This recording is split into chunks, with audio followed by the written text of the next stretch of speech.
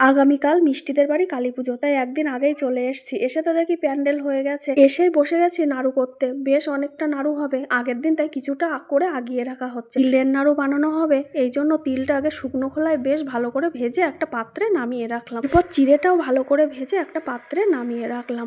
আর গুড়টা এবার ভালো করে জাল দিয়ে নিয়েছি। অনেকটাই তিল, তাই অল্প করে তিল নিয়ে তার মধ্যে অল্প অল্প করে গুড় দিয়ে পাকিয়ে নেব। একবারে অতটা তিলের মধ্যে গুড় দিলে তিলটা ঠান্ডা হয়ে গেলে নাড়ুর আর পাক আসবে। বেশ অনেকটাই নাড়ু, প্রথমে তো 2-3 জন মিলে আমরা শুরু করলাম নাড়ু তৈরি করতে, তারপরে আর হচ্ছে না, সবাই এবার কাপড় জামা ছেড়ে এসে নাড়ু তৈরি করতে লেগে গেছে। ব্যাস, আমাদের মোয়া মোটামুটি তৈরি। আর মোয়া তৈরি করেই প্রথমে আমাদের গোপাল ঠাকুরকে দিয়ে একটা নিবেদন করানো হলো। এই দেখো কালকের জন্য কত বাজি নিয়ে এসছে। এরপর রাতের খাবারটা শেষ করে নিলাম, তারপরে চলে এলাম বাজি পোড়ানোর জন্য। আর এই বাজিগুলো একদিন আগে নিয়ে এসছে, রোদ্দুরে দেওয়া ছিল আজকে, বেশ ভালোই জ্বলছে বাজিগুলো।